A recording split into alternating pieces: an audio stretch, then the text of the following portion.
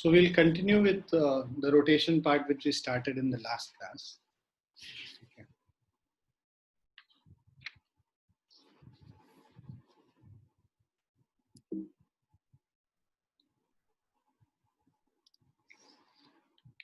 So body is in equilibrium.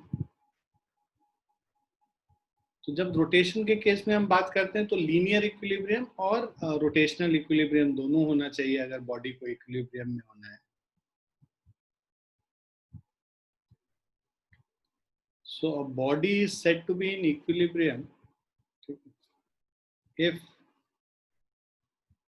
net external force is zero as well as net external torque is zero.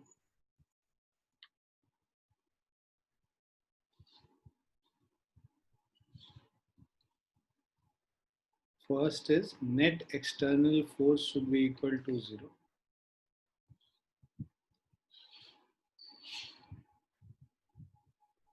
Right, that means summation of Fi is equal to zero. So जैसे यहाँ पे दे रखा है F1, F2, F3, F4 and so on. Sum of all these should be equal to zero. Body is said to be in, this is translational equilibrium.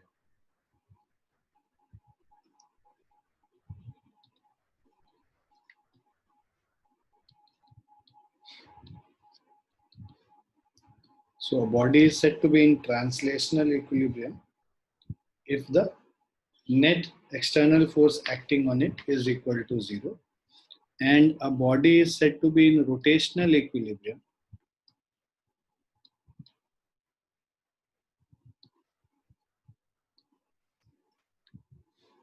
when net external torque is equal to zero.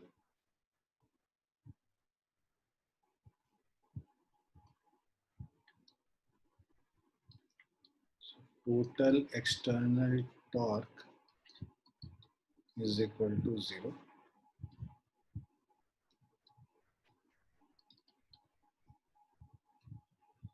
Torque due to force F1, torque due to force F2, torque due to force F3, torque due to force F4 and so on. Sum of all these is equal to zero. So if we consider an XY plane and consider a rigid body lying in an XY plane, so if we consider a rigid body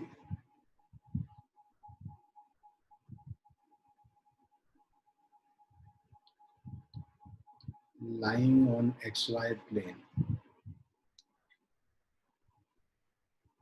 so for a rigid body which is lying on XY plane, summation of force acting in X direction should be zero. Sum of all the forces acting in Y direction is also equal to zero, and summation of sum of all the torques along Z direction is zero. जो XY plane में जो forces होगा उसके वजह से जो torque होगा वो हमेशा Z डायरेक्शन में होगा, and sum of all the torques which is acting along the Z axis should be equal to zero. So this is for an object lying in an XY plane.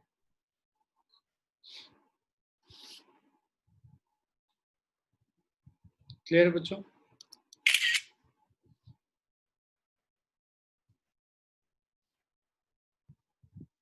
लिख लिया आप लोगों ने? Yes, sir.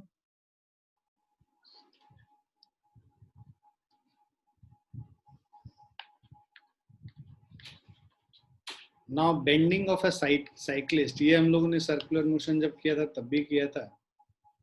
यहाँ पे rotational equilibrium में भी हम लोग को कंसीडर करना होता है.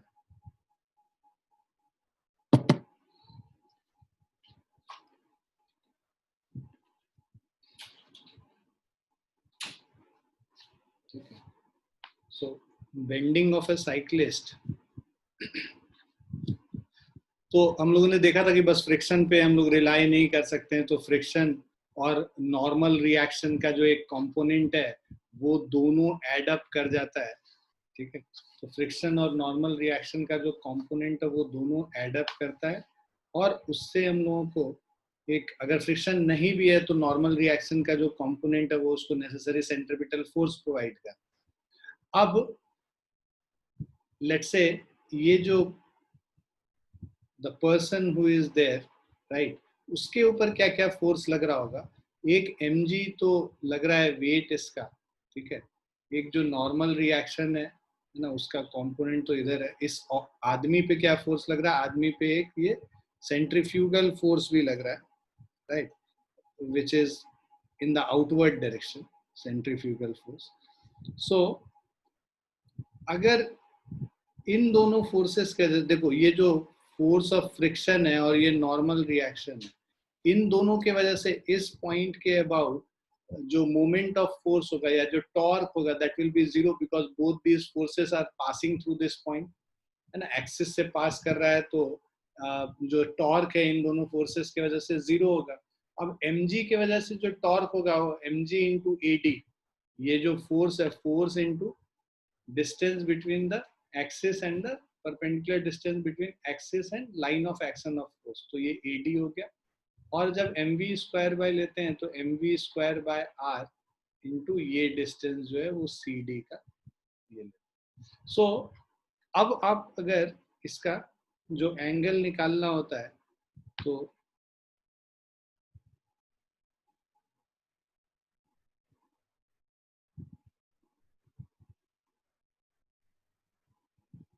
ठीक है,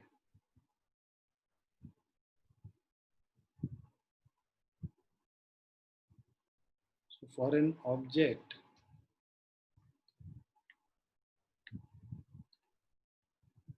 to be in rotational equilibrium,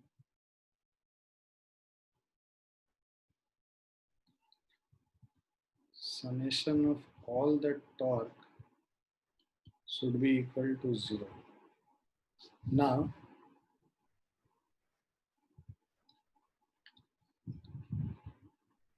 the torque of normal reaction n and force of friction F. So torque of N and F about this point A is equal to 0. Okay, because these forces passes through the point A.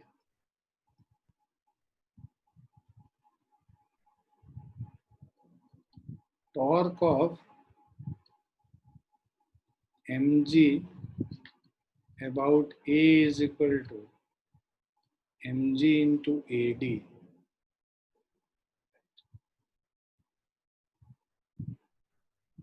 So this is mg into AD is in clockwise direction,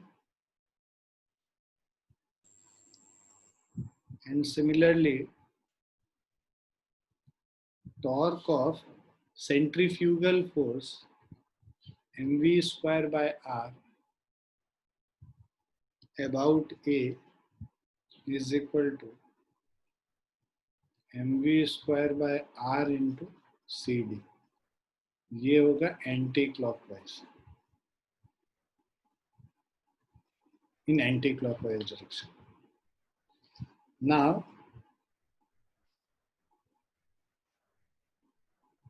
for rotational equilibrium,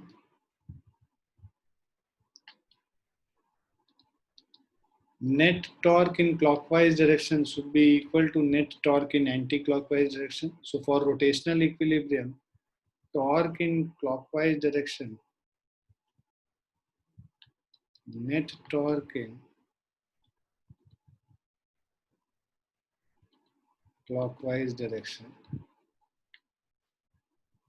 is equal to net torque in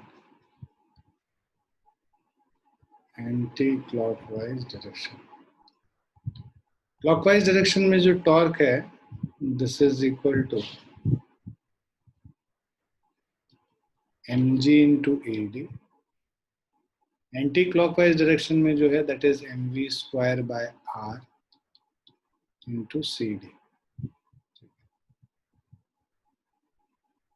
अब इसको अगर extend कर दे तो ये जो angle theta है, AD divided by CD कर दोगे तो tan थीटा निकल जाएगा, तो तुम क्या करो, CD को इस तरफ ले आओ, AD by CD is equal to MV square by R divided by MG। So इससे आ जाएगा AD by CD is tan theta is equal to MV square by R into MG। M और M cancel हो गया, so this is V square by RG। सो एक cyclist को कितना मुड़ना पड़ेगा उसको नेसेसरी सेंट्रीपिटल फोर्स प्रोवाइड करने के लिए, वो स्किड ना करे, is tan inverse V square by RG। ठीक है, so the cyclist bends by this much angle to maintain the rotational equilibrium. Is it clear? Yes, sir.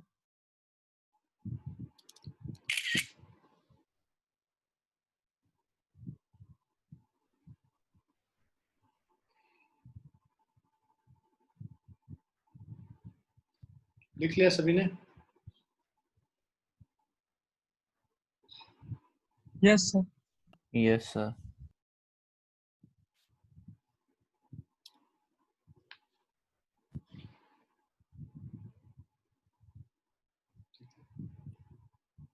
Now, before this,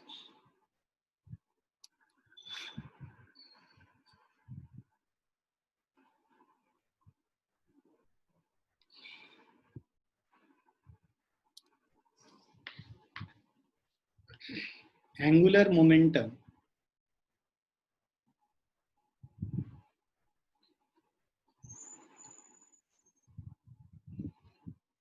so जो हमारा एंगुलर मोमेंटम है इसको हम लोग L से represent करते हैं।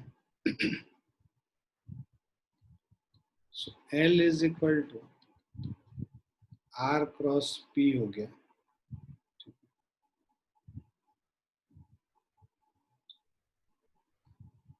उसको हम लोग, अगर एक पार्टिकल है, angular momentum of a particle अगर हम देख रहे हैं, दिस इज इक्वल टू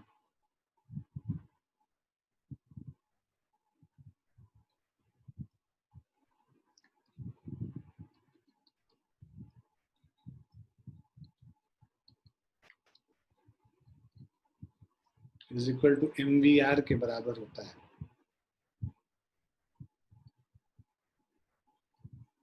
अब angular momentum of a rigid body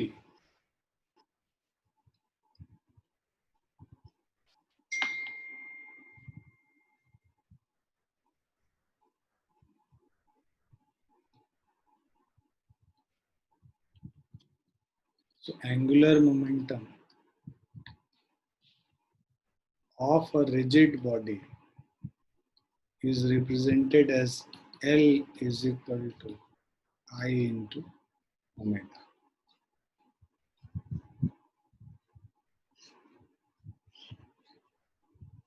so capital L small l दोनों में से किसी से भी रिप्रेजेंट कर सकते हैं। Now conservation of angular momentum, जैसे कंजर्वेशन ऑफ लीनियर मोमेंटम क्या था कि when net external force acting on a system of particle is equal to 0, then we say that the momentum is conserved. So total initial momentum was equal to total final momentum. This is conservation of linear momentum. Conservation of angular momentum में net torque अगर 0 है, then we say that the total initial momentum, angular momentum, is equal to total final angular momentum. So conservation of angular momentum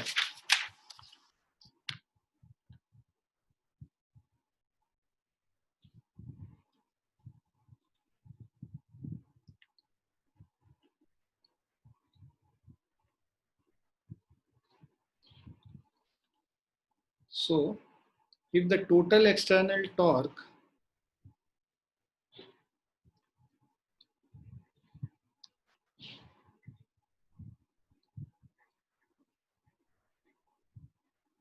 so if the total external torque on a system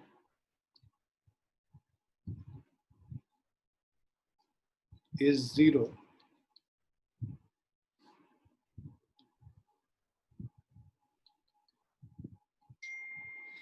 its angular momentum remains constant.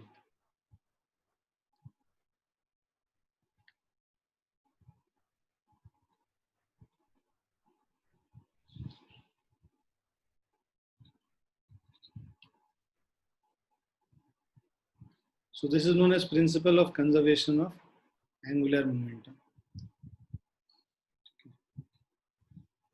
So we know that rate of change of angular momentum dl upon dt is equal to external torque.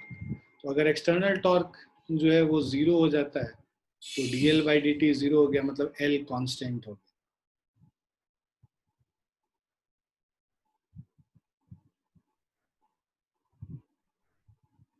Clear है?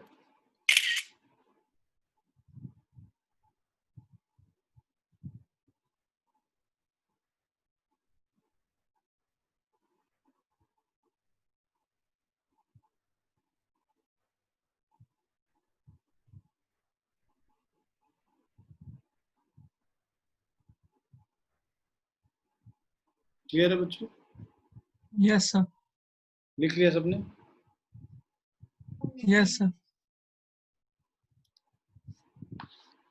Now angular momentum के बाद angular impulse.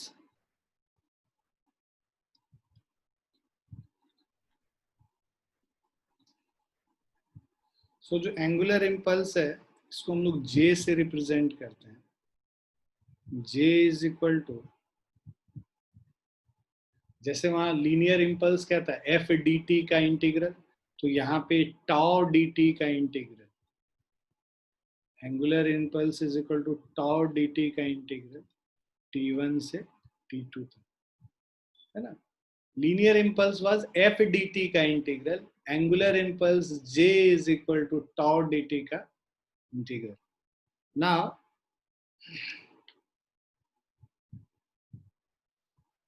सो इससे हमें आ जाएगा tau D T, हमें पता है tau is equal to dl upon dt, rate of change of angular momentum is torque. Torque tau dt is equal to dl. So इसको हम लोग रिप्लेस कर लेते हैं, तो this is equal to dl. So dl का integral at t1 t2, dl का integral l होता है final L2 minus L1. So angular impulse is equal to change in angular momentum. जैसे linear impulse was change in linear momentum, यहाँ पे angular impulse is equal to change in angular momentum.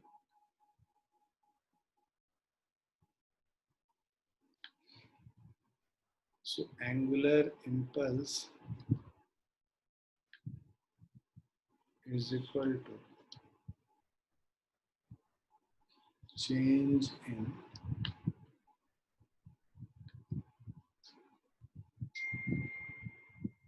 angular momentum.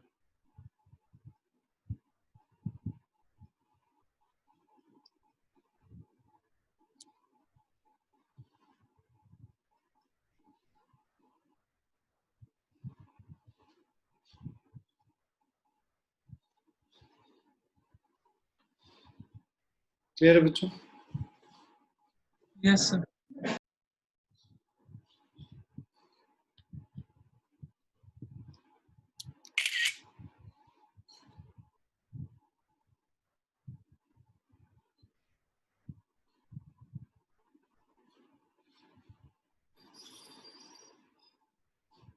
लिख लिया आपने?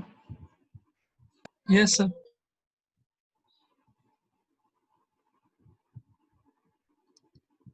Now wheel is rotating at an angular speed omega about its axis which is kept vertical. ठीक है, axis ऐसे रखा हुआ है, इस पे एक व्हील है which is rotating at an angular speed omega. तो ये ओमेगा स्पीड से रोटेट कर रहा है. Initial, an identical wheel initially at rest. एक identical wheel है which was initially at rest is gently dropped into the same axle. Same axle के ऊपर इसको हम लोगों ने ड्रॉप कर दिया. So gently dropped into the same axle and the two wheels start rotating with a common angular speed.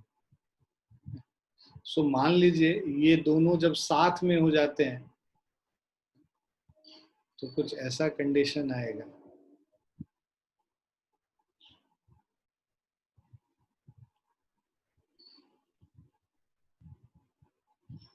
तो दोनों व्हील साथ में अब रोटेट करेगा, राइट. और ये क्या कह रहा है, आइडेंटिकल व्हील है, तो इसका एंगुलर, इसका अगर मोमेंट ऑफ इनर्शिया आई है तो इसका भी मोमेंट ऑफ इनर्शिया आई होगा. So now if we take both the wheels as a system, if we take both wheels together as a system, तो देखो क्या होता है, ये दोनों व्हील जब एक दूसरे के पास जाएगा तो उसके बाद फ्रिक्शन के वजह से दूसरा व्हील भी साथ में रोटेट होने लगेगा. ठीक है, तो पहला व्हील ऑलरेडी रोटेट कर रहा था, नीचे वाला व्हील, और उसके ऊपर दूसरा व्हील आके लाके रखेंगे तो फ्रिक्शन की वजह से दूसरा व्हील जो ऊपर से रखा हमने वो भी साथ में घूमने लगेगा. और अगर फ्रिक्शन इतना ज्यादा है, अगर ज्यादा फ्रिक्शन है तो ये दोनों साथ में ही रोटेट करेगा with the same angular velocity. So if we take both the wheels together as a system, then net external torque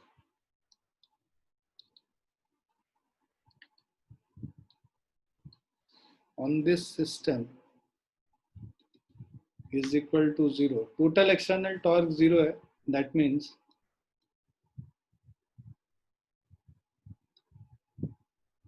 angular momentum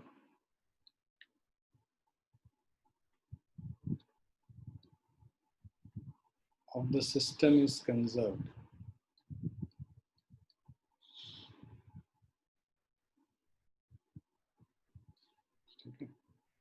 So मतलब इनिशियली एक रेस्ट पे था I इंटू 0, दूसरा मूव कर रहा है I इंटू ओमेगा, राइट. और final angular momentum लिखोगे, इन दोनों का मोमेंट ऑफ इनर्शिया ऐड हो जाएगा और इसका मान लो ये दोनों साथ में जब घूम रहे हैं तो इसका एंगुलर वेलोसिटी ओमेगा डैश. ठीक है, so this is our initial, this is final. So this will be equal to I into omega is equal to 2I into omega dash. So this will be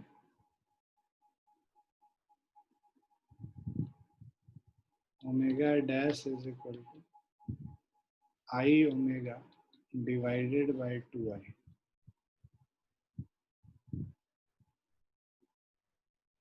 So ये I और I cancel हो गया, which is equal to omega by 2.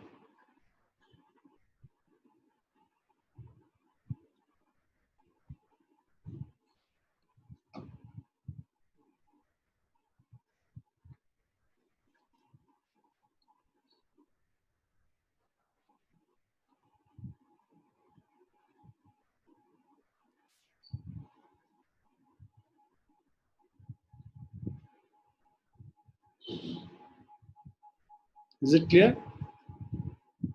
Yes, sir.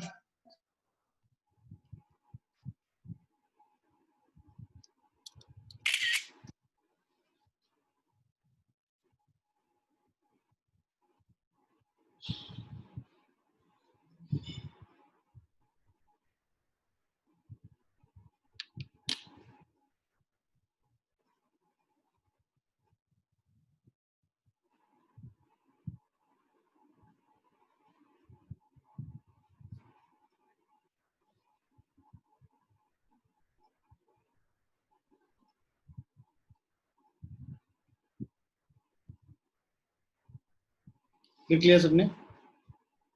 Yes, sir.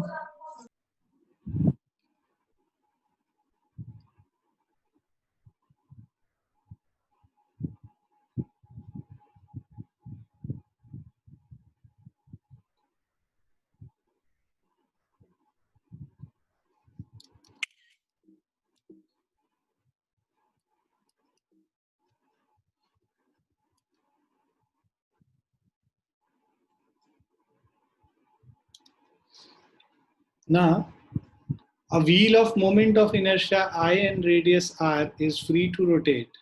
तो इसका wheel का moment of inertia I है, radius r है. It is free to rotate about its center as shown. A string is wrapped over its rim and a block of mass m is attached to the free end of the string. The system is released from rest. इसको हम लोग release कर देते हैं rest से. System is released from rest. Find the speed of the block as it descends through a height h. मान लीजिए ये descend करके यहाँ पे आ गया.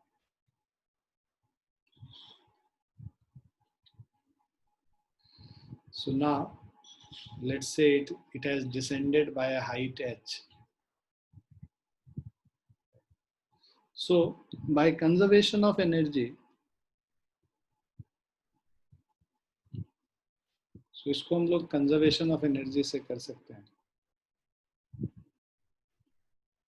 वो टॉर्क और फोर्स वाले से भी कर सकते हैं, बट कंजर्वेशन ऑफ एनर्जी से इजी रहेगा और वो भी सीखना है हम लोगों को. सो कंजर्वेशन ऑफ एनर्जी से initially when the system was at rest,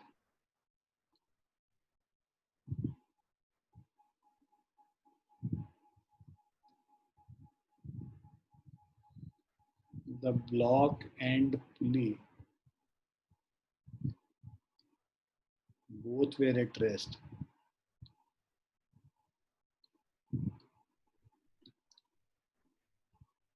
So total initial energy जो होगा that will be only the potential energy mgh जो इसका होगा.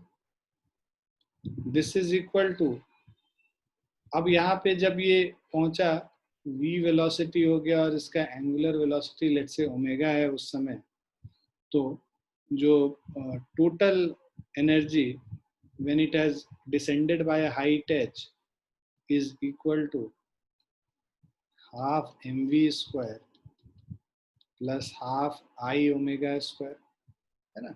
मान लीजिए ये एंगुलर वेलोसिटी ओमेगा से जा रहा है, ओमेगा का वैल्यू क्या है, v बाय आर है. ठीक है, तो इसको हम लोग लिख सकते हैं mgh is half mv square plus half into I into v by r का होल स्क्वायर.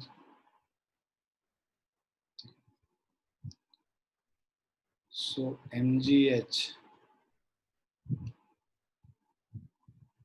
2 mgh, ये दोनों 2 उधर चला गया, mv v स्क्वायर कॉमन ले लो, m plus I by r square.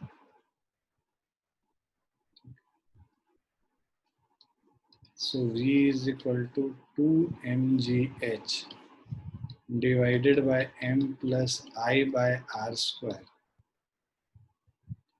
raised to the power 1 by 2. This is the velocity. Clear है? इस point पे पोटेंशियल एनर्जी को जीरो मानते हैं, रेफरेंस लाइन में.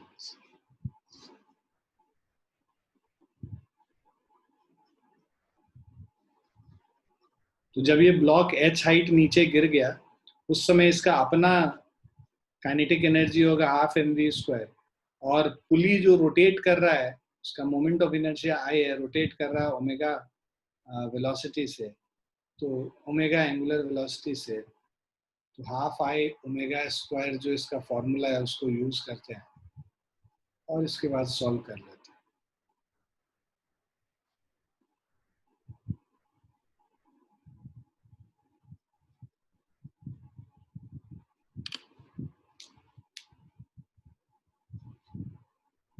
लिख लिया आप लोगों ने? Yes, sir.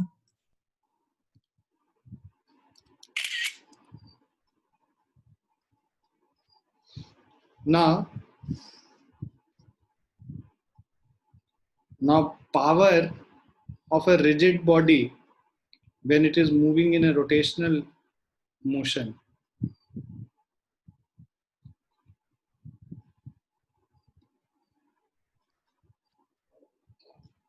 power is given as torque tau into angular velocity. So torque into angular force into velocity हमारा पावर था जब लीनियर ट्रांसलेशनल मोशन हो रहा था. रोटेशनल मोशन के केस में टॉर्क इंटू एंगुलर वेलोसिटी हो जाएगा पावर. सेकेंड, जो वर्क डन है, work done is equal to tau D theta integral from theta 1 to theta 2. तो ये बेसिकली जैसे एफ डी एक्स है, वर्क डन जब लीनियर ट्रांसलेशनल मोशन होता है. जब रोटेशनल मोशन होगा तो जो वर्क डन होगा that will be equal to torque into d theta, tau D theta.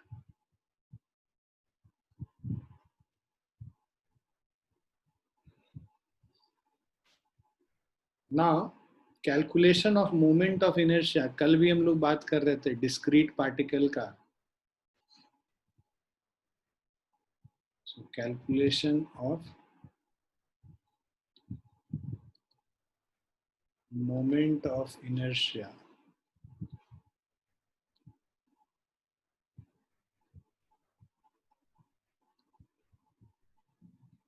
of discrete particles.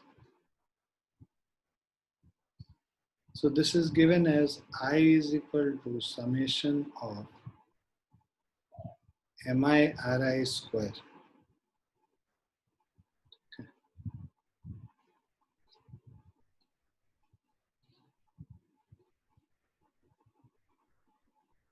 Now example,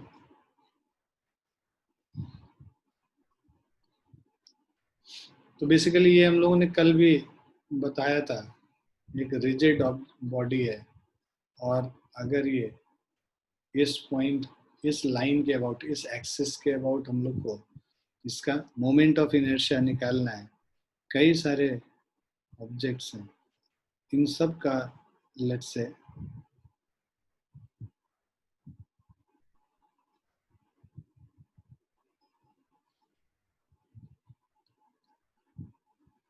इस पार्टिकल का मास m1 है, इस पार्टिकल का मास m2 है, इस पार्टिकल का मास m3 है और इसका मास m4 है. ये जो डिस्टेंस है यहाँ पे r1 डिस्टेंस पे है, r2 डिस्टेंस पे perpendicular distance from the axis of rotation. ये जो है r3 है परपेंडिकुलर डिस्टेंस और ये r4. So moment of inertia I is equal to summation of mi/ri square, means m1 r1 square plus m2 r2 square m3 r3 square m4 r4 square and so on.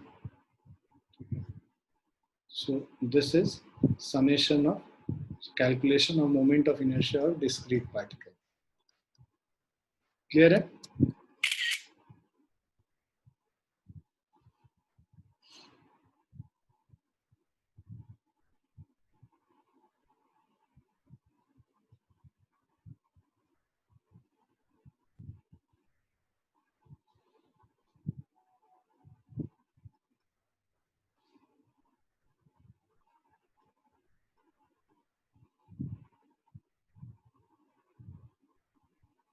लिख लिया सबने?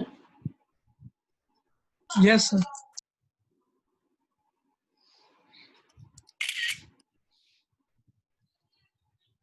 So consider a light rod. Light rod मतलब rod के मास को हम लोग को consider नहीं करना है. With two heavy mass particles at its end. एक heavy mass particle यहाँ पे है, दूसरा heavy mass particle इधर है. Let AB be a line perpendicular to the rod as shown. What is the moment of inertia of the system about AB? तो हम लोग को AB के about इसका moment of inertia निकालना है. So moment of inertia of system about AB, moment of inertia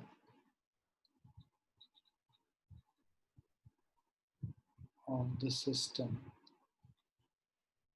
about AB is equal to m1 r1 square plus m2 r2 square ठीक है, this is net moment of inertia, summation of mass into perpendicular distance from the axis of rotation. So m1 r1 square plus m2 r2 square. This is the net moment of inertia.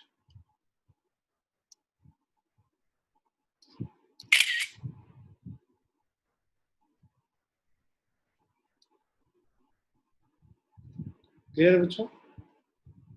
Yes, sir.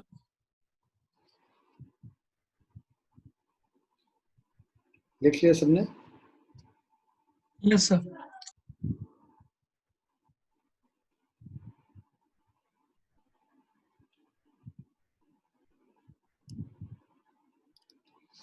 अब ये case है, 3 particles each of mass m are situated at the vertices of an equilateral triangle ABC.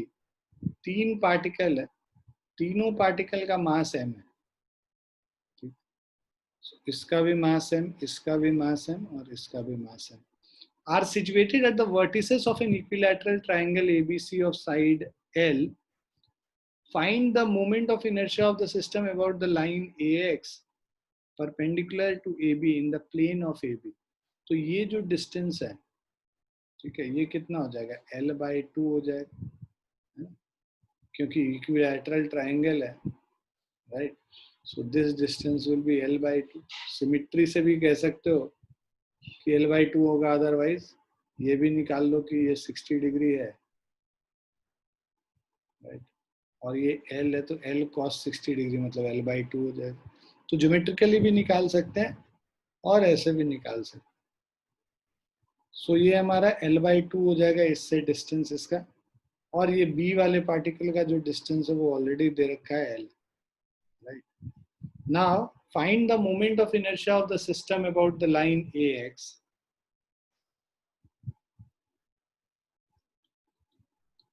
So moment of inertia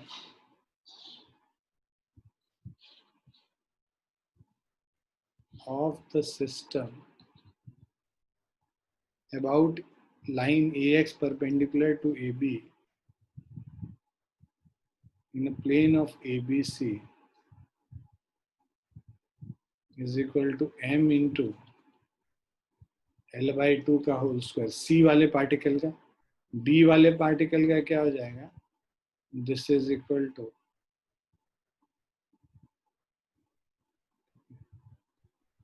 m into L square. और A वाला particle तो axis के ऊपर ही लाई कर रहा है, तो m into 0 स्क्वायर लिख लेंगे. There is a net moment of inertia. So this is ml square by 4 plus of ml square plus of 0. So 4 plus 1, 5 ml square by 4.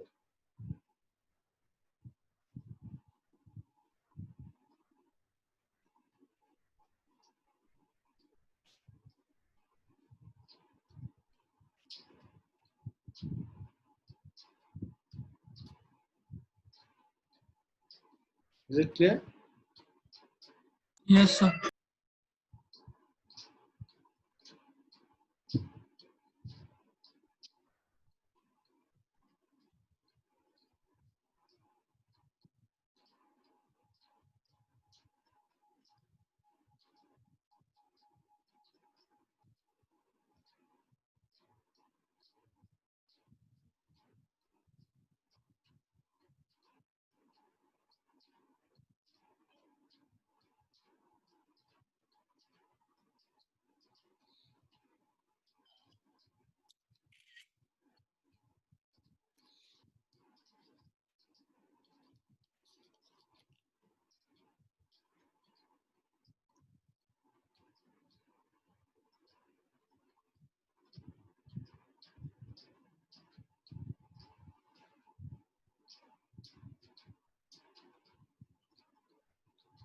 लिख लिया सभी ने?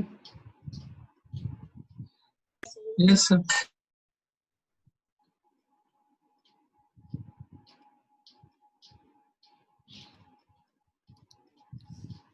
Now we'll do moment of inertia of continuous mass distribution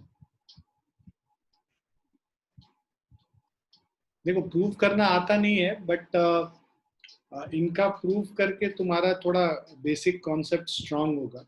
तो prove हम लोग ने भी किया था अपने टाइम पे, और अभी भी मतलब आई फील कि it is very important. So proof समझो, क्योंकि ये जो प्रूफ्स हैं ये तुमको बहुत आगे चीजों में हेल्प करेंगे कि किस तरह से हम लोग एलिमेंट कंसिडर करते हैं, कैसे इंटीग्रेट करते हैं।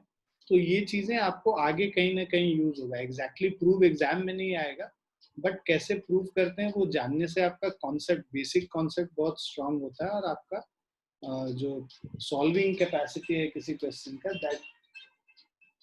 that becomes very strong. Okay, so moment of inertia of continuous mass distribution.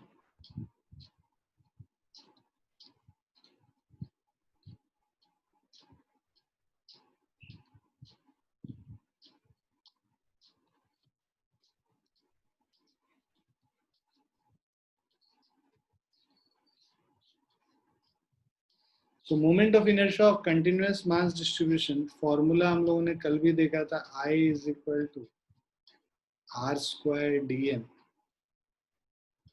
का इंटीग्रल। ठीक है,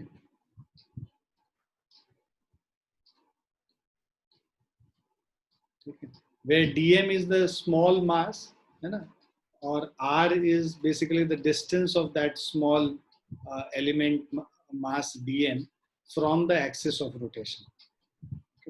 So perpendicular distance from the axis of rotation of that small mass dm is equal to r.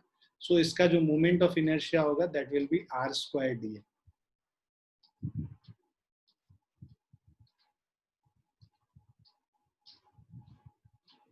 Clear है बच्चों? सबसे पहला जो हम लोग मोमेंट ऑफ इनर्शिया निकालते हैं that is uniform rod. So moment of inertia of a uniform rod about a perpendicular bisector. First is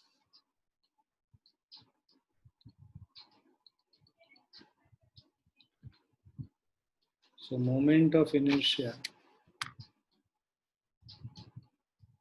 of a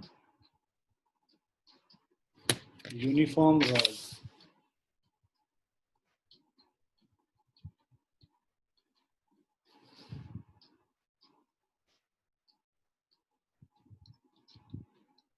about its perpendicular bisector. So moment of inertia इसका निकालेंगे, हमें पता है mass per unit length. So let us consider a small element dx at a distance x from the axis AB, which is the perpendicular bisector. Let AB be the perpendicular bisector of rod. So let AB be the perpendicular bisector of rod, and let us consider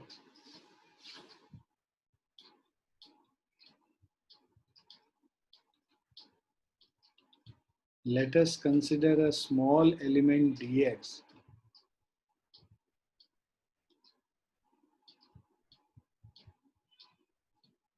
let us consider a small element dx at a distance x from, so dx at a distance x from the axis. So mass per unit length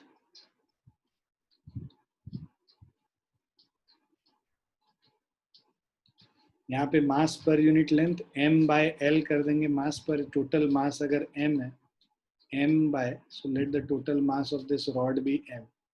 So m by l is mass per unit length. So dm, mass of the small element dm is m by l into dx कर लेंगे। Mass per unit length into small length dx। ये जो dx length है इस dx का जो मास होगा वो मास पर यूनिट लेंथ m/l को इस लेंथ dx से मल्टीप्लाई कर लेंगे, है ना। ये मास पर यूनिट लेंथ है, उसको स्मॉल एलिमेंट का जो लेंथ है उससे मल्टीप्लाई कर देंगे तो हमें dm का वैल्यू निकल जाएगा। तो m/l इंटू dx हमारा dm हो गया, राइट। और ये moment of inertia of this small element dm, हमें पता है पार्टिकल का मोमेंट ऑफ इनर्शिया mr² होता है, तो इसका मास dm इंटू x डिस्टेंस पे है तो dm इंटू x² हो गया। So dm means m/l x² dx हो जाएगा, बेसिकली di का वैल्यू। अब अगर हमें ये i का वैल्यू निकालना है, इसको इंटीग्रेट कर देंगे। i मतलब 0 से लेके i तक इसका लिमिट हुआ, और यहाँ पे जो x है -l/2 से +l/2 तक होगा लिमिट, -l/2 से +l/2 सेंटर पे है ना, तो इधर जाएंगे तो माइनस, यहाँ पे ये कॉर्नर -l/2 से लेके ये कॉर्नर l/2 तक जाएंगे, +l/2 तक, तो हमारा पूरा रॉड कवर हो जाएगा।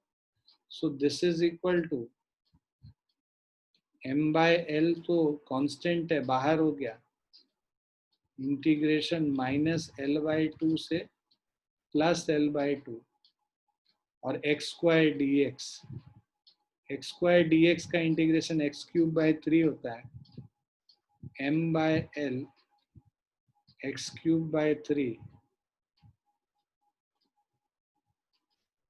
और लिमिट डाल देंगे -l/2 से +l/2। So this is m/l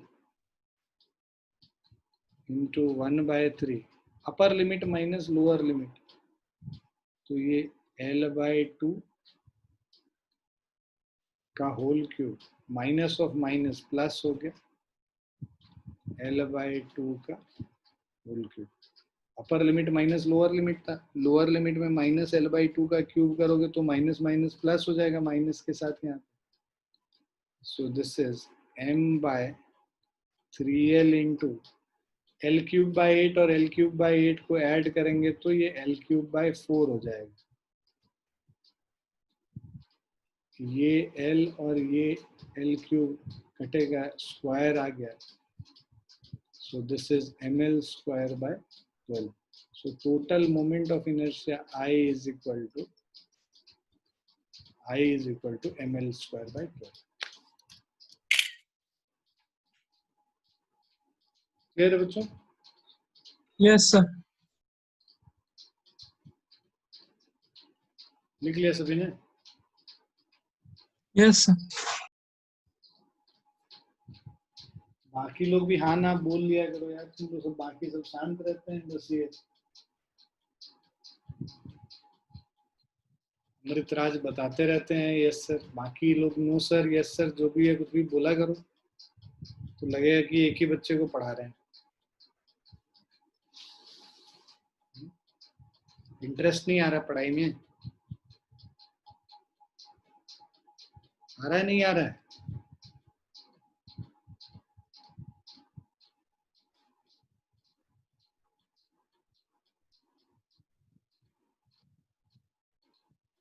अनद, Adibhav, Anurag, Isha, please participate in the class. हाँ ना बोला करें क्लास में। लिख लिया सभी ने? Yes, sir. Yes, sir. Yes, sir. Yes.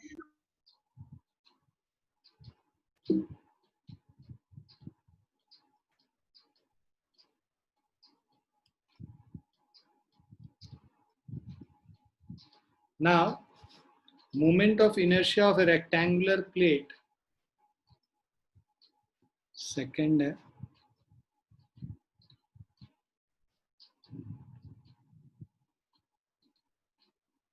moment of inertia of a rectangular plate.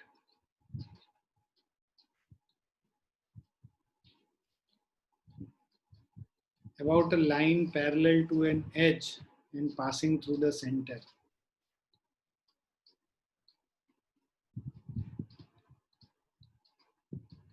about a line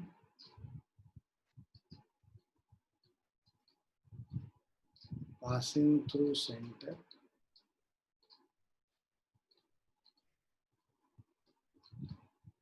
or parallel to an edge. ठीक है, तो जैसे ए बी है, ए बी के अबाउट हम लोग निकाल रहे हैं, तो हम लोग क्या करते हैं, एक्स डिस्टेंस पे एक dx विड्थ का एलिमेंट कंसिडर कर लिया. ठीक है, ये dx विड्थ का एलिमेंट कंसिडर कर लिए. यहाँ पे जो मास है, right, mass per unit area, so mass per unit area is equal to total mass m by area a. Area क्या होगा, बेसिकली ये लेंथ l है और ये ब्रेथ b है, तो लेंथ इंटू ब्रेथ हो जाएगा m by length into breadth, ये मास पर यूनिट एरिया होगा. नाउ अगर हम लोग x डिस्टेंस पे dx विड्थ का एक स्ट्रिप कंसिडर करेंगे, सो let us consider a thin strip of dx width at a distance x from the, so at a distance x from the axis AB. So we'll have mass of this thin strip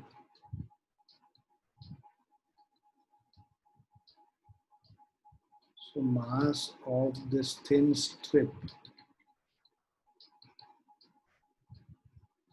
is equal to mass per unit area m by lb into जो इसका जो thin strip का जो area होगा वो breath b into dx, जो इसका width है, इसका एरिया निकालना है, तो ये ब्रेथ b इंटू dx कर देंगे तो इस रेक्टेंगल का एरिया निकल जाएगा. b और b कैंसिल हो गया, so this is equal to m by l into dx. ये mass of the thin strip निकल गया, m by l into dx. di, moment of inertia of this small thin strip di will be equal to dm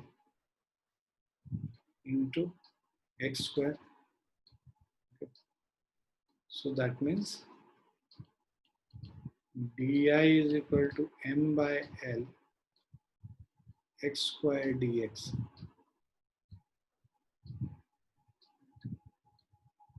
अब इसको integrate कर लेंगे, 0 से लेके i तक नेट मोमेंट ऑफ इनर्शिया निकालना है. So this is m by l x square dx. x कहाँ से कहाँ तक वेरी कर रहा है, माइनस ऑफ l by 2 से प्लस l by 2 तक वेरी कर रहा है, माइनस l by 2 से प्लस l by 2 तक वेरी कर रहा है. So net moment of inertia I is equal to m by l x square dx का जो इंटीग्रेशन है, so this will be x cube by 3. x square dx का जो इंटीग्रेशन है, that is x cube by 3. Limit minus l by 2 से plus l by 2 तक. So I is equal to m by l. अब ये x cube by 3 है, मतलब l cube, so 1 by 3 बाहर कर लो,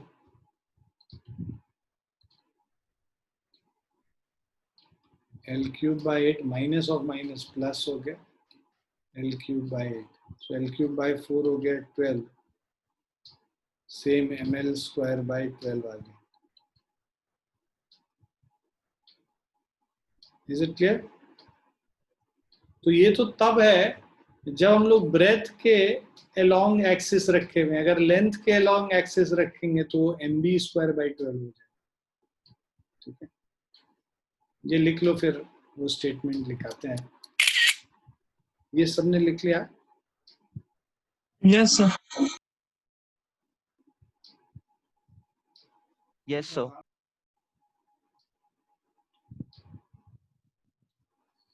यही चीज इसी में, if the strip, if the axis is along the length, okay. So let's say this is the axis A dash B dash. So moment of inertia about A dash B dash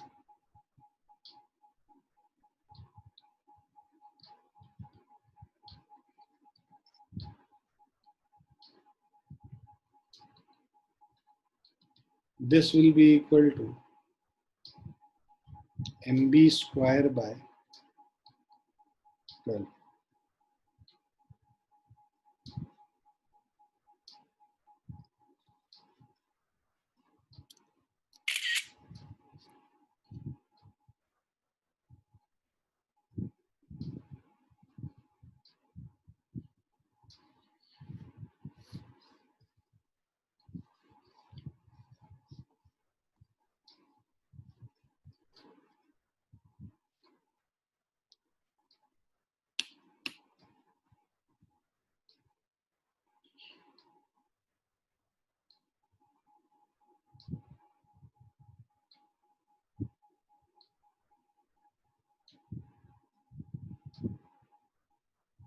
लिख लिया सबने? Yes, sir. Yes, sir.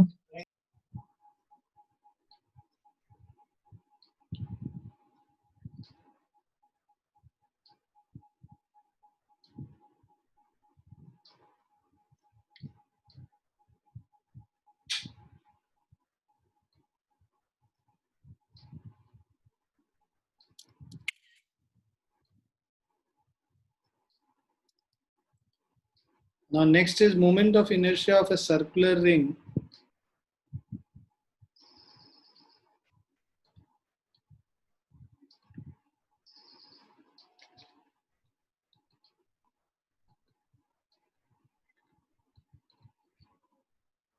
about its axis.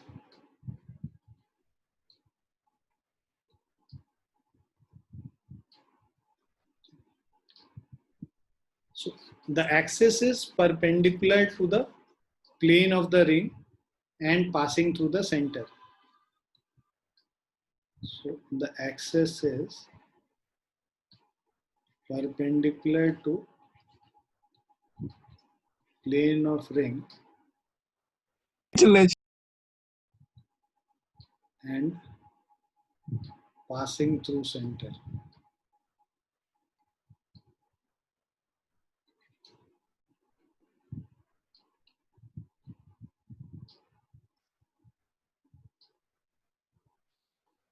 So अगर हम लोग एक circular ring consider करते हैं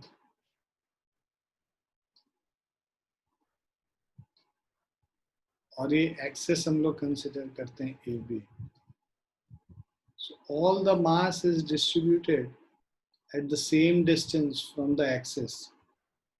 Right? ये सारे masses जो है r distance पे है, मान लो इसका रेडियस r है, right? So let us consider a small element dm.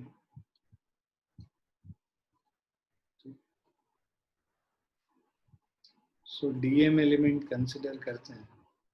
So moment of inertia di is equal to dm into r square, right? अब इसको दोनों तरफ इंटीग्रेट कर देंगे, आर स्क्वायर, रेडियस तो जो डिस्टेंस है हर पॉइंट का सेम ही होगा, आर ही होगा, so the value of R is same, so D I का integration is I is equal to D M का इंटीग्रल, आर स्क्वायर बाहर हो गया, so I is equal to D M का integral is total mass M है इसका, so this will be equal to mr². This is the moment of inertia. क्योंकि हर particle जो यहाँ पे है ना इक्वी डिस्टेंट है एक्सिस से एट ए डिस्टेंस r, तो इसीलिए r कांस्टेंट हो गया, इसीलिए उसको बाहर निकाल लिया r² को और dm को इंटीग्रेट कर लिया. dm जो टोटल मास, जो स्मॉल मास एलिमेंट dm है, उसको पूरे रिंग के अबाउट अगर हम लोग इंटीग्रेट करेंगे तो पूरे रिंग का मास हो जाएगा. dm मतलब सारे स्मॉल स्मॉल मास एलिमेंट्स को ऐड कर दो, मतलब ये इसको कई सारे पार्ट्स में बांट दो, हर पार्ट का जो मास है उसको ऐड करोगे तो जितना मास इस रिंग का है उतना ही आएगा. सो dm का इंटीग्रल क्या आ जाएगा, total mass of the ring. और r² तो कांस्टेंट ही है क्योंकि हर वो रिंग के जो सरकमफेरेंस पे कोई भी जो एलिमेंट है वो हमेशा r के ही डिस्टेंस पे रहेगा सेंटर से. तो सेंटर फिक्स्ड है, इसीलिए उसको हम लोग r² को कॉमन लेके बाहर कर सकते हैं और dm को जब इंटीग्रेट करेंगे तो टोटल मास कैपिटल M निकलेगा. क्लियर है बच्चों? Yes, sir. This is the moment of inertia of a circular ring about its axis.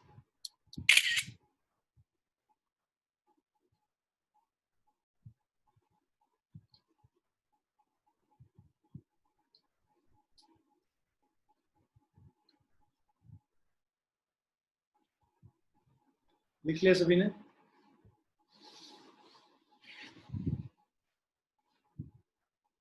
Yes, sir.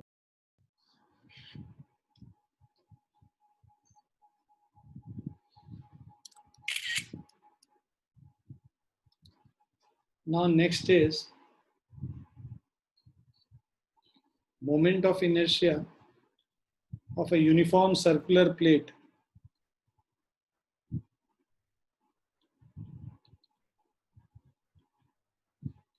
moment of inertia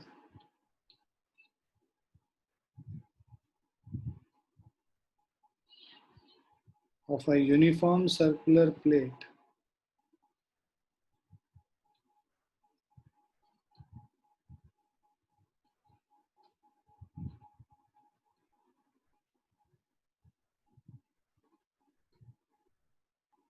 about its axis.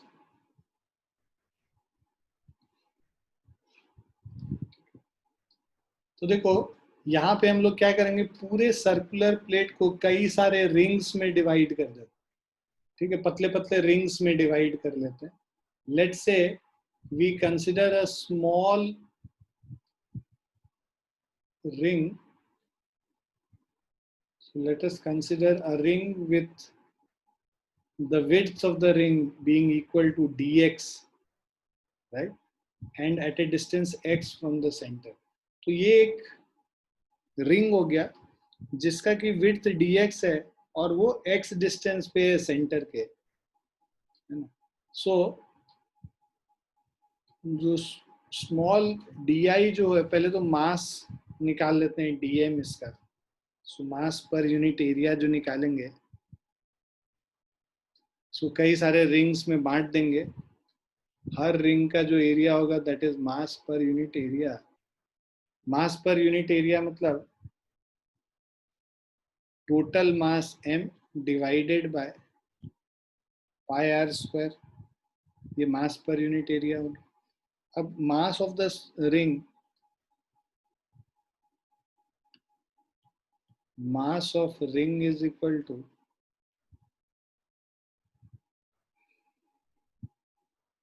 देखो इसका जो पूरा लेंथ होगा रिंग का सरकमफेरेंस 2πx हो गया और उसका विड्थ dx से मल्टीप्लाई कर देंगे तो वो उसका एरिया हो जाएगा. So mass of the ring मतलब ये dm is equal to mass per unit area m into pi r². और इसको इस डिफरेंशियल एलिमेंट का एरिया निकालेंगे. डिफरेंशियल एलिमेंट का एरिया 2πx इसका सरकमफेरेंस और dx उसका विड्थ. ठीक है, तो 2πx इंटू dx कर देंगे तो डिफरेंशियल एरिया निकल जाएगा. डिफरेंशियल वो जो छोटा एलिमेंट है, पतली सी जो रिंग है, उसका जो एरिया है that is 2πx into dx और mass per unit area m by pi r² से उससे मल्टीप्लाई करेंगे तो dm हमें निकल जाएगा. mass per unit area into area of the ring. So this will be equal to, this is, अब देखो पाई और पाई कैंसिल हो गया, 2m by r square x dx. So 2m by r square x dx integral, ये जो x से कहां तक वेरी करेगा, 0 से लेके कैपिटल R तक वेरी करेगा.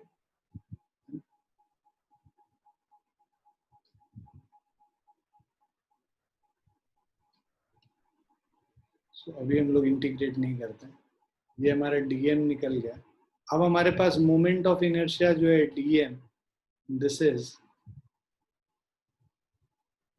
Moment of inertia di is equal to mass of the ring into x square.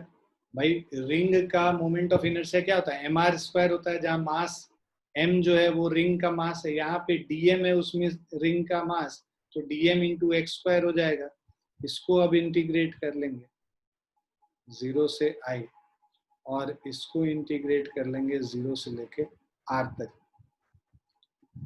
अब हम लोग वैल्यूज पुट करते हैं, dm का वैल्यू यहाँ से पुट कर लेंगे 2m by r square x dx into x square. तो ये हमारा हो जाएगा x cube dx 0 to r. So this is 2m by r square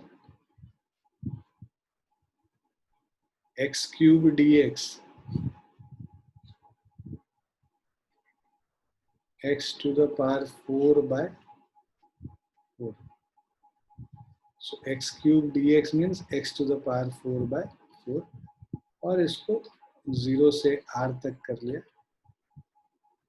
So 2 1s are 2 and 2 2s are 4. यहाँ से m by r square into r4 by 2.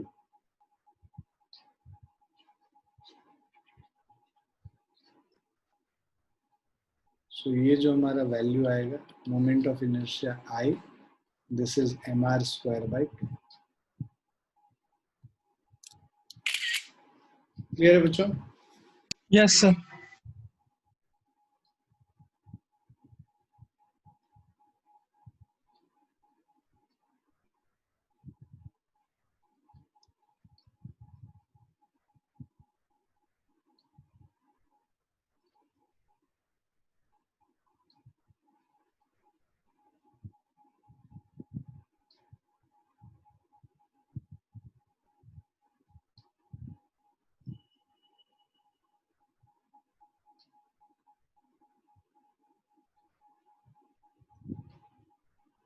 लिख लिया सबने?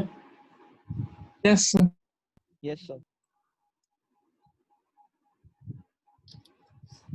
Now moment of inertia of a hollow cylinder.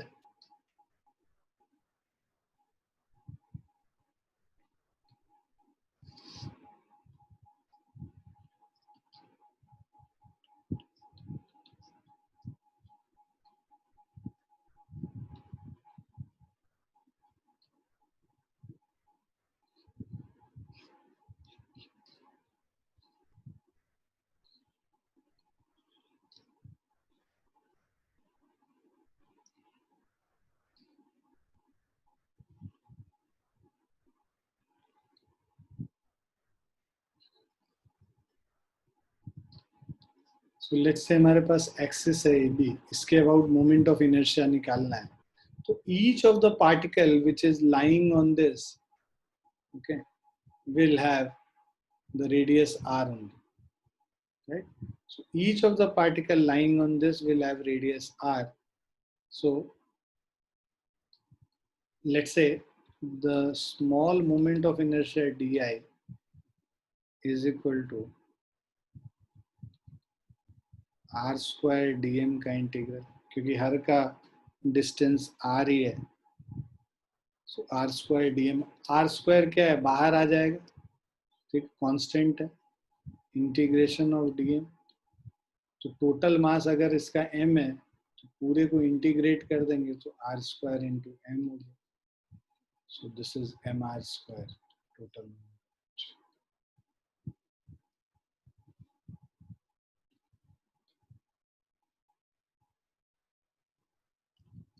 Hollow है, because hollow cylinder है, सारे particles जो हैं इस हॉलो सिलेंडर के, they are equidistant from the axis of rotation, that is at a distance r, which is the radius, that is the radius of the hollow cylinder.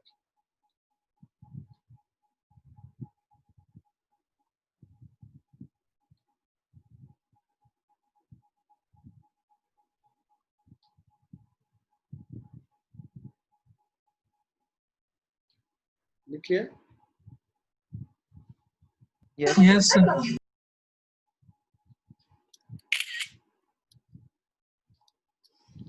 Now moment of inertia of a uniform solid cylinder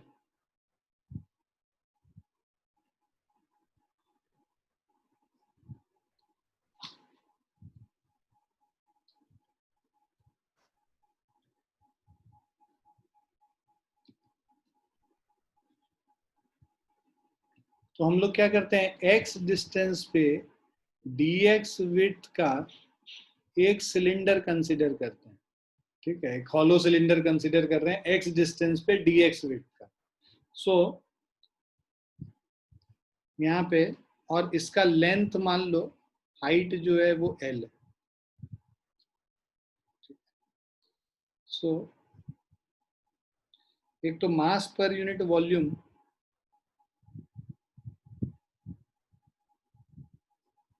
solid cylinder का मास per unit volume अगर हम लोग निकालेंगे, this is equal to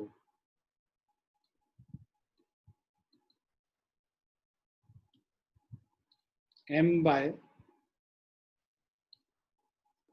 pi r square l, ठीक है, total volume. तो ये mass per unit volume निकल गया.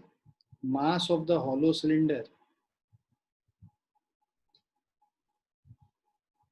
Mass of hollow cylinder is dm, is mass per unit volume into volume, sorry, mass of, so into volume, volume है हमारा, इसका जो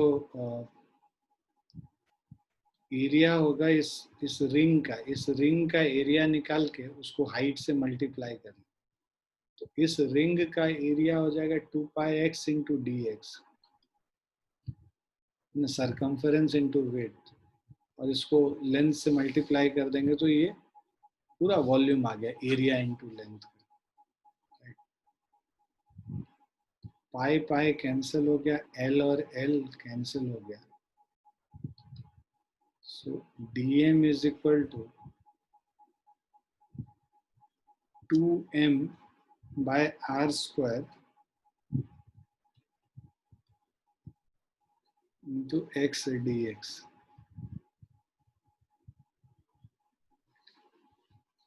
Now, moment of inertia di is equal to dm into x square. dm x distance पे dm into x square, 2m by r square into x cube dx हो जाएगा.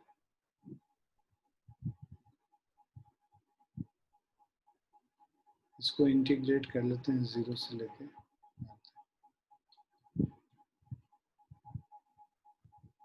So di का integral is I.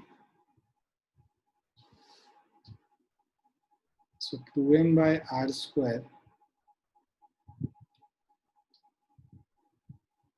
Constant है, बाहर कर लो, x cube dx, x to the power 4 by 4 हो गया.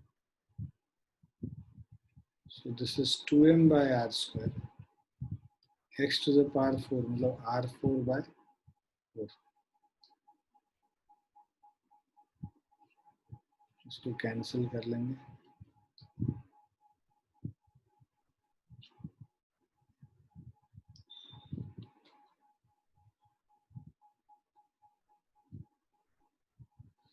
So this is mr square by 2.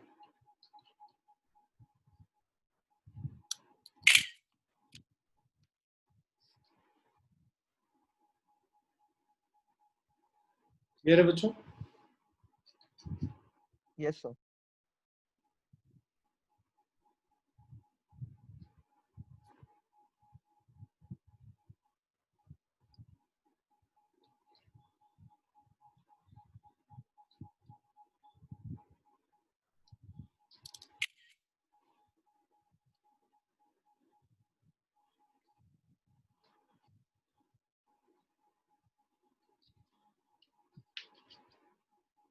लिख लिया सबने?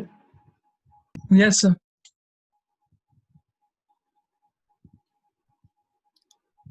अब moment of inertia of a uniform hollow sphere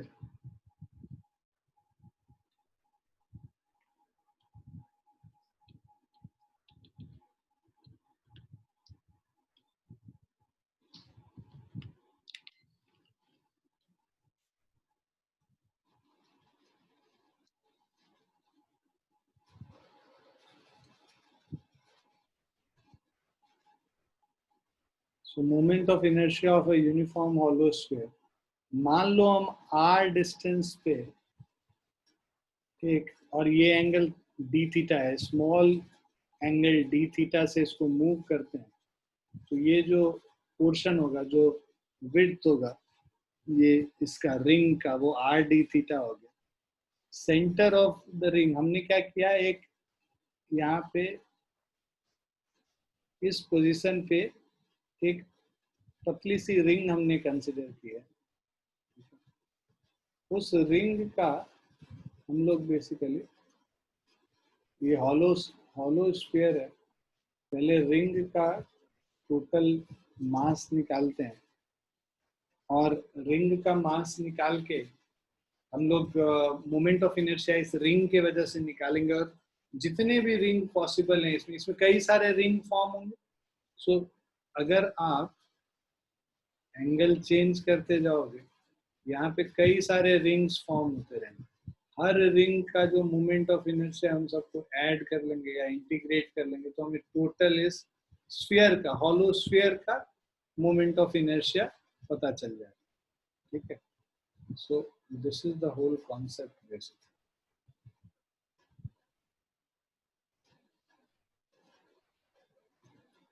So moment of inertia of a uniform hollow sphere. So,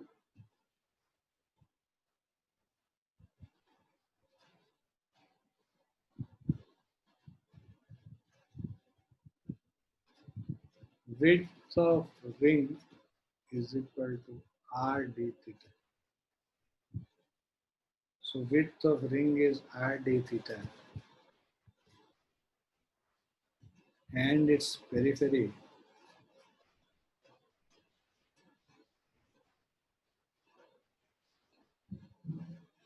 circumference of ring is equal to 2 pi into r sin theta कर लेंगे, क्योंकि radius इस ring का r sin theta है. Area of ring, इस ring का area अगर हमें निकालना है तो ये जो सरकमफरेंस है उसको उसके विड्थ से मल्टीप्लाई कर लेंगे, मतलब 2 pi r sin theta into r d theta. So circumference को उसके थिकनेस से मल्टीप्लाई कर लेंगे. So 2 pi r sin theta into r d theta. Mass per unit area of sphere,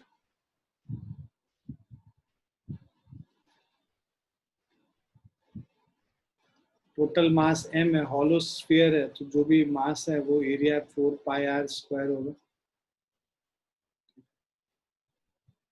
so m bye 4 pi r square, ये mass per unit area निकल गया. Now mass of the ring,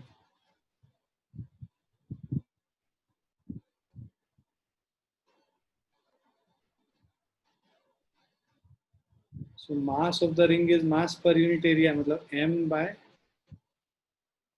4 pi r square into area of ring 2 pi r sin theta r d theta, 2 pi और ये 2 से cancel हो गया, r r r square से cancel हो गया, so m sin theta m by 2 sin theta d theta हो गया, mass of the ring dm। अब हमें मोमेंट ऑफ इनर्शिया पता है,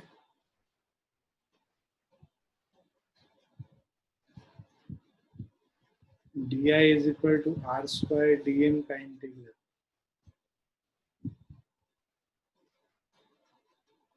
सो इसका जो r है इसका, राइट, तो वो r sin थीटा हो गया, सो वील हैव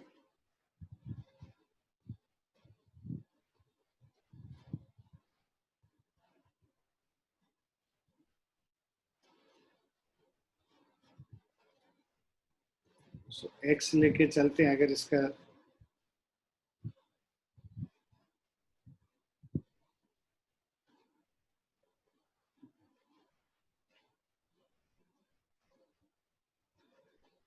dm का वैल्यू m by 2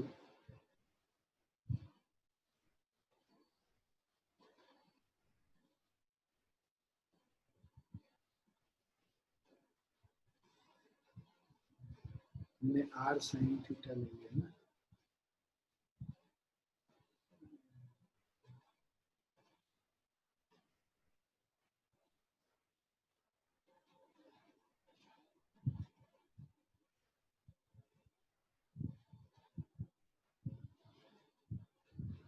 तो हमारा ये निकल गया r square dm,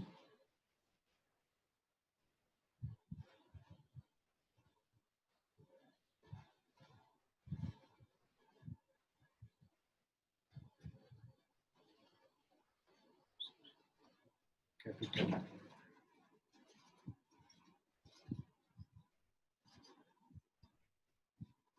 so r square into m by 2 sin theta d theta, और इसको इंटीग्रेट कर रहे हैं हम लोग, सो ये di का 0 से i हम लोग इंटीग्रेट कर रहे हैं, और जो थीटा है, ये थीटा देखो लिमिट कहाँ से कहाँ तक, 0 से लेके 180 डिग्री तक है, मतलब 0 से लेके पाई तक इंटीग्रेट हम लोग करेंगे, ठीक है, सो ये हो गया 0 से लेके पाई तक,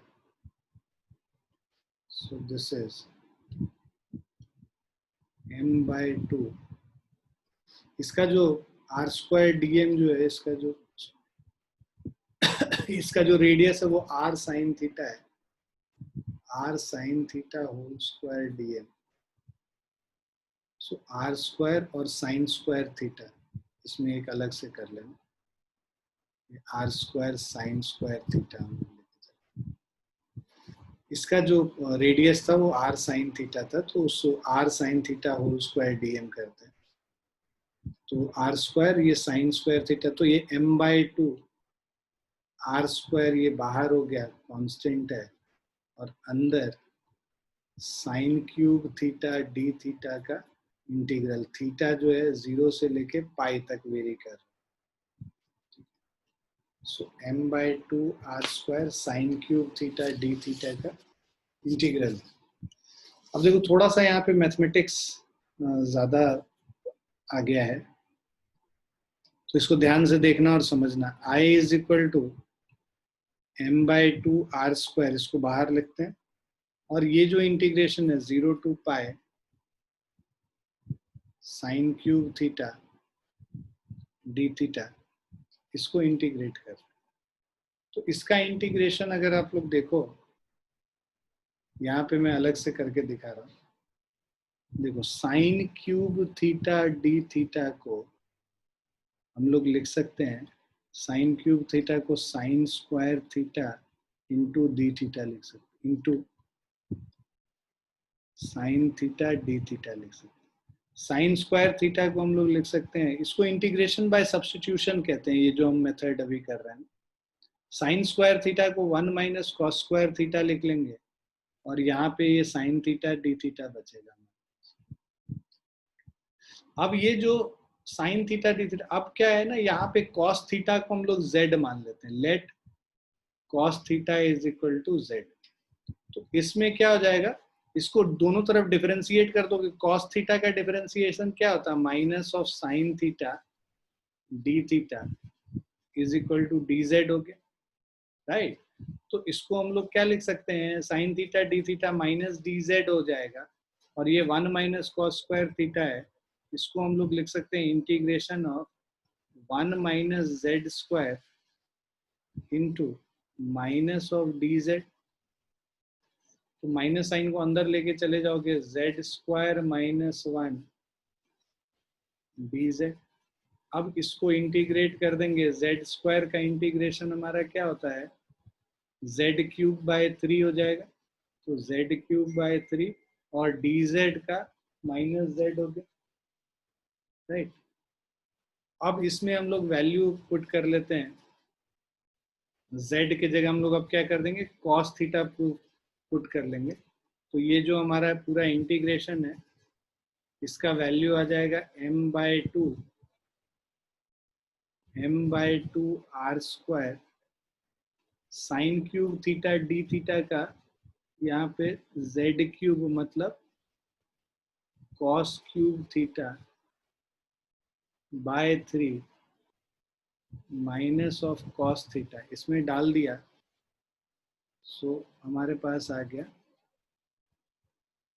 cos cube theta by 3 minus cos theta 0 से pi. So this is mr square by 2, upper limit minus lower limit, upper limit pi डालोगे, कॉस पाई -1 होता है, -1 का क्यूब -1/3 और minus of cos pi minus of -1 + 1 0 हो गया। अब 0 जब डालोगे तो ये 1/3 माइनस ऑफ 1, ठीक है। सो 1/3 - 1 2/3 हो गया, upper limit minus lower limit, so ये 2/3 हो जाता है।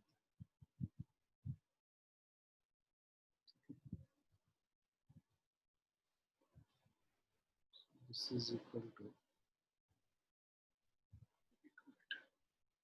कुछ गड़बड़ हो रहा है, फिर से वैल्यू पुट करते हैं, पाई का वैल्यू डालेंगे, तो यहाँ पे पाई का वैल्यू डालने पे cos 180 डिग्री -1 हो गया, -1/3 -1/3 और माइनस ऑफ माइनस +1 हो गया, माइनस ऑफ, जब 0 डालेंगे 1/3 माइनस ऑफ माइनस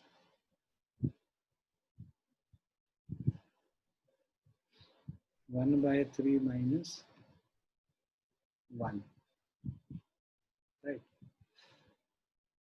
सो ये जो हमारा वैल्यू आता है, मैं यहाँ पे लिख ले रहा हूँ, this is mr square by 2, -1/3 + 1 is 2/3, और 1/3 -1 करोगे तो -2/3 आएगा, और माइनस माइनस प्लस हो गया, +2/3, सो 4/3 हो गया, और ये 2 है, तो ये 2mr स्क्वायर अपॉन 3 आता है, 2/3 mr स्क्वायर, ये formula.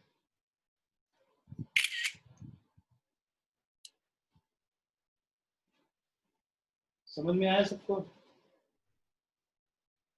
Yes, sir. Yes, sir.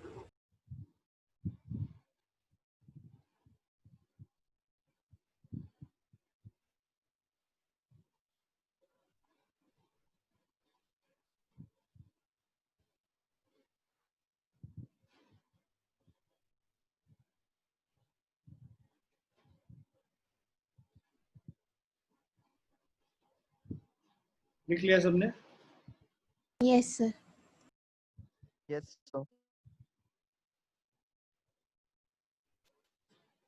अब हम लोग करेंगे moment of inertia of uniform solid sphere.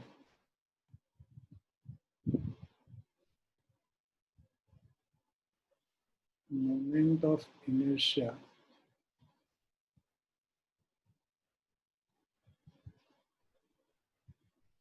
of uniform solid sphere. अब देखो हम लोग क्या करते हैं, एक स्फीयर, हॉलो स्फीयर कंसिडर करते हैं at a distance x. So let us consider a hollow sphere at a distance x. Mass per unit volume निकालेंगे.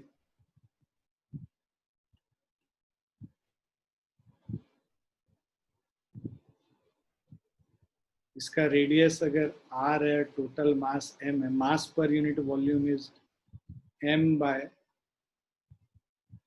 4/3 pi r cube. So this is 3m by 4 pi r cube. First equation. ठीक है.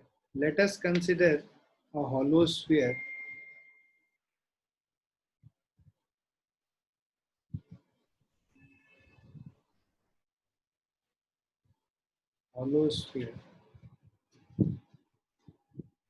of radius x and width dx. इसका मास निकालना होगा dm is equal to mass per unit volume 3m by 4 pi r cube. Mass per unit volume को इसके volume से multiply कर लेंगे. इसका वॉल्यूम क्या हो जाएगा, जो सरफेस एरिया है into width, surface area 4 pi x square, इसका विड्थ dx. तो ये हमारा हो जाएगा जो dm is equal to 3m by, ये देखिए 4 पाई और 4 पाई कैंसिल हो गया, so 3m by r cube into x square dx. ये हमारा dm का वैल्यू हो गया. अब मोमेंट ऑफ इनर्शिया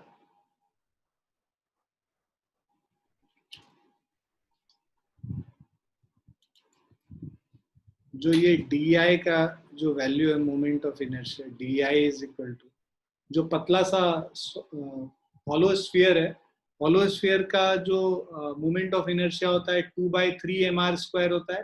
तो 2/3 इंटू dm और रेडियस इसका x स्क्वायर है. इसमें वैल्यूज पुट कर लेंगे.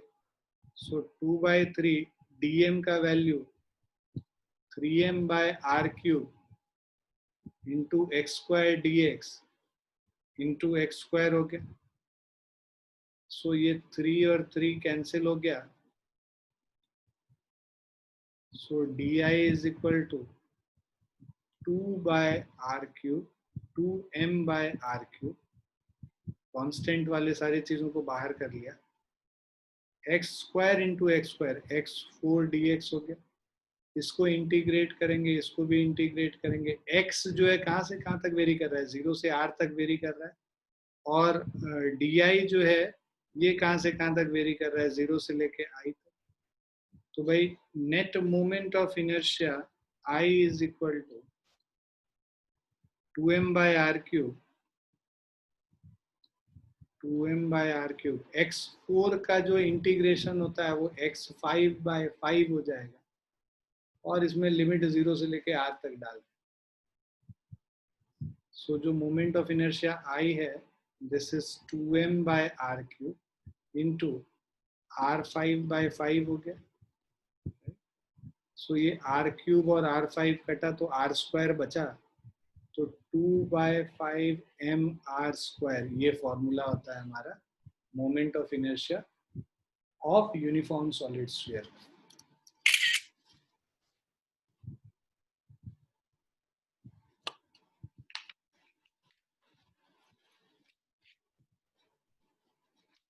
मेरे बच्चों Yes, sir. समझ में आया? Yes, sir. Yes, sir. तो क्लास के बाद जो शाम को आप लोग क्या करना, सबने लिख लिया? Yes, Yes, sir. sir. खुद से पूरा सारा प्रूफ वगैरह जो है ये सब खुद से करना है.